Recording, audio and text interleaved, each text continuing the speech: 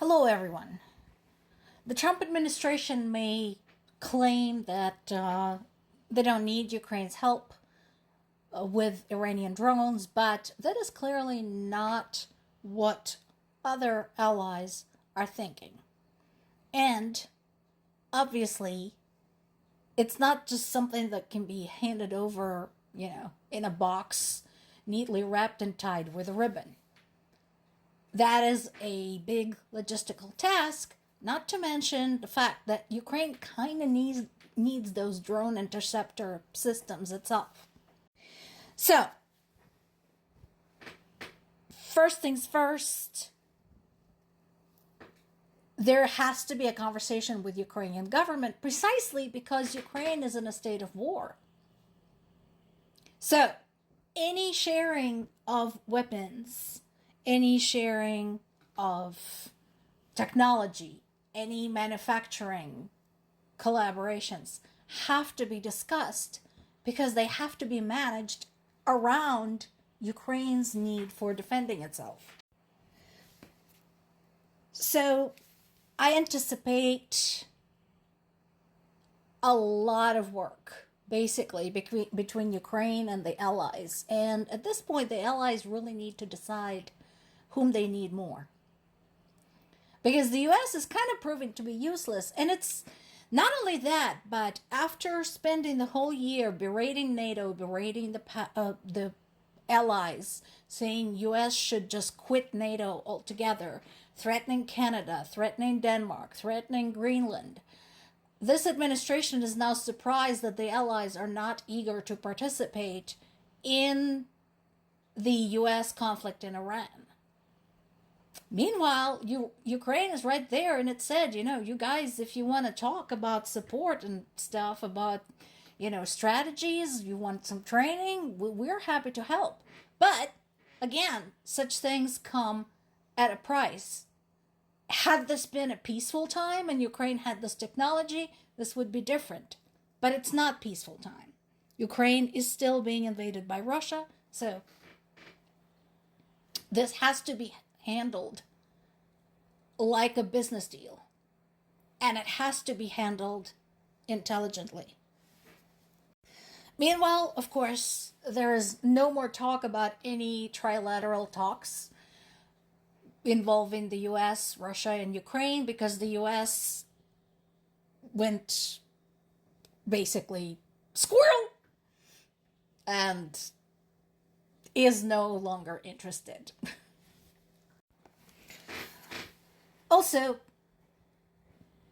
there are some questions as to whether Trump and his administration are aware of what each other is saying, because apparently US has reached out to Ukraine asking for help several times.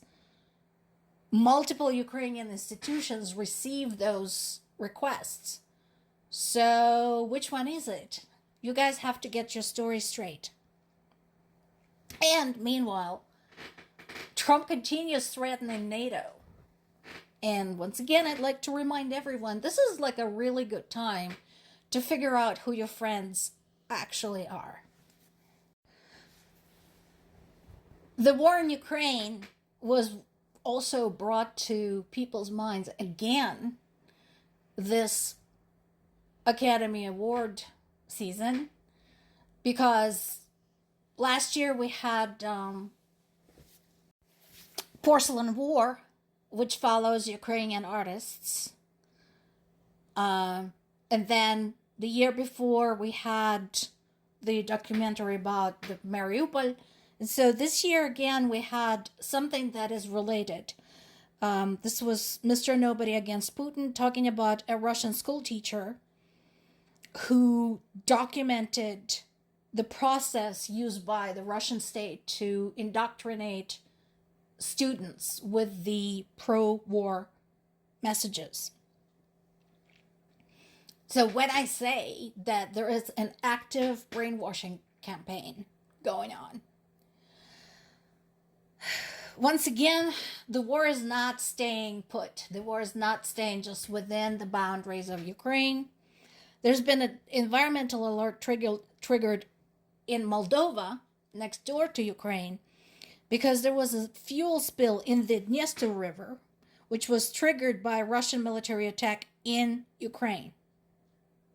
So this is not the first environmental disaster caused by Russia in this war, or the second or the third. There's at this point too many to name. And this is just another one. And again, remember, folks, rivers flow into the seas. The seas connect to other seas and to the ocean. So this pollution is not just going to stay there. The Dniester River falls into the Black Sea. The Black Sea has a very long coastline when you look at it, including Romania, Bulgaria, Turkey, Georgia. That's in addition to Russia and Ukraine. And, of course, the Black Sea connects to the Mediterranean. And now there's been an oil spill that is flowing right there. And once again, there is the controversy of the U.S. waiving sanctions on Russian oil, which is basically a betrayal of Ukraine and, in a way, betrayal of other allies. Because purchasing oil from Russia equals sponsoring their invasion of Ukraine. There is no other description for this.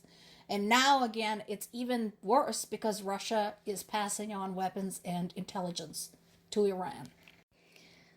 Ukrainian military continues targeting Russian oil industry and Russian military, including in the occupied Crimea. So first on the list is a strike against Russian radar systems and air defense launcher, again rendering Russian weapons dumb, deaf, and blind, and making it impossible to launch certain types of projectiles at Ukraine. And overall, it's not just that, it's also, once again, making Crimea too hot to hold for Russia, making it too expensive of a commodity. This follows an earlier strike 5 or 6 days ago, also in Crimea, against another radar system. So basically what it looks like is Ukrainian military is systematically taking out the ways for Russian military to communicate and to aim the weapons. There is a follow-up on the recent strike against my native city of Zaporizhia. It has now been confirmed that in addition to the destruction of a residential area with guided bombs, 19 people have been injured, so that casualty toll has gone up, including a 17-year-old boy who is in a serious condition, and one person was killed. Now, once again, I take anything that comes out of Russia with a huge grain of salt.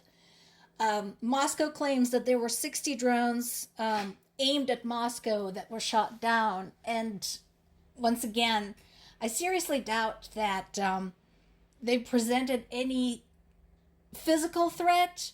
Most likely, again, these are just duds for psychological warfare to disrupt their flight schedules and so on and so forth. Also, there is something coming out of Ukraine claiming to successfully strike 2 Russian ships that were carrying weapons and other equipment through Kerch Strait. Kerch Strait, if you look it up, is a very, very narrow band of water between the Sea of Azov and the Black Sea.